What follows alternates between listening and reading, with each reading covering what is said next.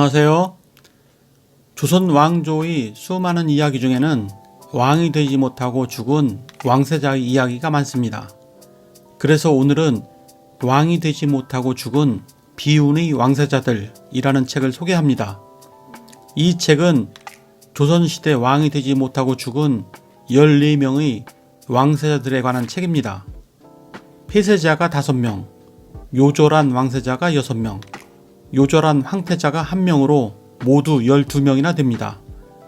그리고 2명의 왕세손이 조기 사망하여 왕이 되지 못했습니다. 그러면 책의 주요 내용을 살펴보도록 하겠습니다. 조선 최초로 살해된 왕세자가 되다. 의안대군 이방석, 제1대 왕 태조의 아들. 의안대군 방석은 건국시조 태조 이성계와 계비 신덕왕후 강씨 사이에서 차남으로 태어난 조선 최초의 왕세자다. 그는 1382년에 태어나 1392년 11세 때 왕세자로 책봉되었다.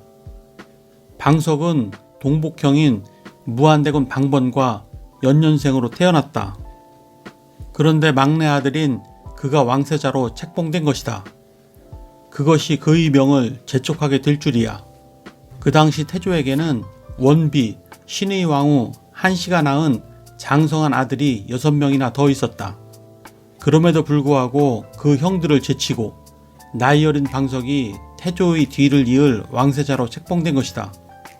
상황이 이러할진대 이미 장성한 이복형들이 가만히 있을 리 없었다. 왕세자로 책봉된 방석은 개국 공신들의 지원에 힘입어 왕세자로서의 자질을 익히고 있었다.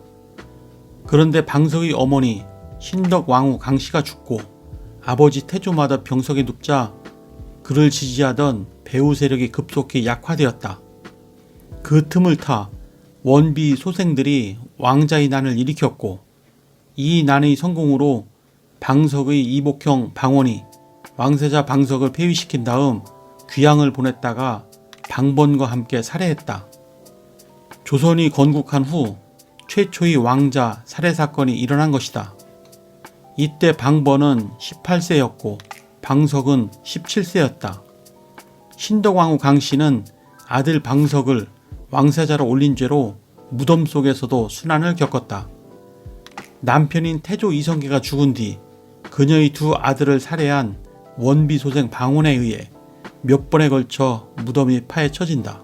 태종 이방원은 그녀가 이미 죽었고 2 아들을 살해했음에도 미움이 가시지 않아 그녀에 대한 왕비의 제례를 폐하고 소모에게 행하는 기신제를 올리게 했다. 또 태조 이성계가 덕수궁 근처에 마련해준 그녀의 무덤인 정릉을 파괴하였고 청계천에 홍수가 나자 그 성물들로 다리를 놓도록 했다.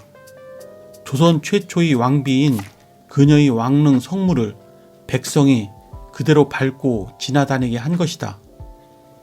할머니와 아버지를 잘못 만나 살해되다. 폐세자 이왕, 제10대 왕 연산군의 아들. 조선 제10대 왕 연산군의 아들 이왕은 연산군과 폐비 신씨와의 사이에서 이남 일녀 중 장남으로 태어나 왕세자로 책봉되었다. 그러나 그는 아버지를 잘못 만나 왕세자에서 폐위되고 목숨마저 잃었다. 중종 반정을 일으킨 반정 세력은 연산군을 폐위시켜 강화도의 교동으로 귀양 보냈고 이황도 왕세자의 지위를 박탈시켜 귀양을 보냈다. 조선왕조 실록에도 연산군이 4 아들 모두 뿔뿔이 흩어져 유배되었다가 사사되었다고 전한다. 그들은 왜 죽어야 하는지도 모르고 그냥 죽어갔으면 물론이다. 그렇게 짧은 생을 마감한 폐세제 이왕과 3명의 남동생들은 시신도 거두지 못해 지금 어디에 묻혀 있는지 흔적조차 찾을 길이 없다. 폐세제 이왕은 할머니 폐비 윤씨, 아버지 연산군을 두어 목숨까지 잃었다. 따지고 보면 폐세제 이왕의 아버지 연산군이 폭군이 된 것은 그의 할머니 때문이다. 그의 할머니가 누군가? 제9대 왕인 할아버지 성종의 얼굴에 손톱 자국을 낸 폐비 윤씨가 바로 그의 할머니다. 칠거지약에 걸려 그의 할머니는 성종의 계비에서 폐비가 되어 서인으로 강등되었다. 그녀는 후궁으로 간택되었다가 왕의 성은을 입어 하루아침에 신데렐라가 되었지만 끝까지 자리를 지키지 못하고 할아버지 성종이 내린 사약을 받고 한삼자락의 피를 토하며 세상을 떠났다. 그 후 그 한삼자락의 피가 아버지 연산군을 폭군으로 만들어 버렸다. 연산군은 패왕이 되어 강화도 교동으로 유배를 갔다가 그곳에서 2달 만에 역질에 걸려 죽었다. 강화도 교동면 고구리 산속에 연산군의 위리 안치소가 있다. 새로운 세상에 눈을 떠 죽음을 앞당기다. 소현세자 이왕, 제16대 왕 인조의 아들. 소현세자는 조선의 제16대 왕 인조와 원비 인열왕후 한시와의 사이에 오남 중 장남으로 태어나 왕세자로 책봉되었다.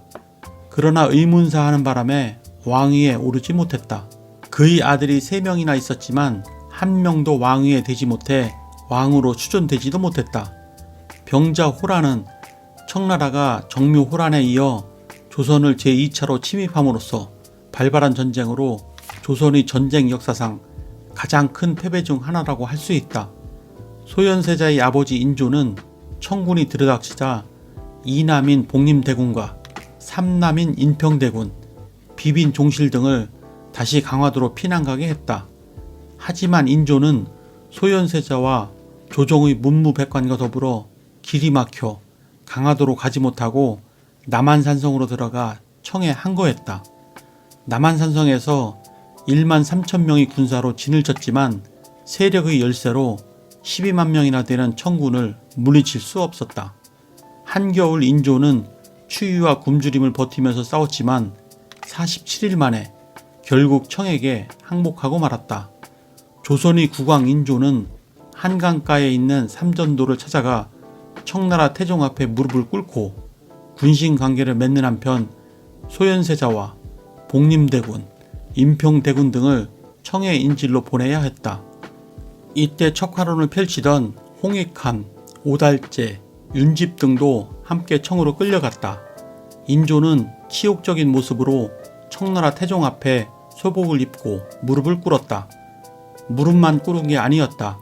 청나라 태종은 인조에게 한 번 절할 때마다 이마를 땅바닥에 3번 부딪히기를 3번 반복하는 309도구 항복례를 올릴 것을 요구했다.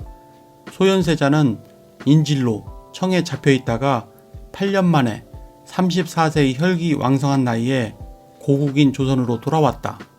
소현세자는 인질 생활을 마치고 돌아왔지만 인조와의 사이가 너무 안 좋았다.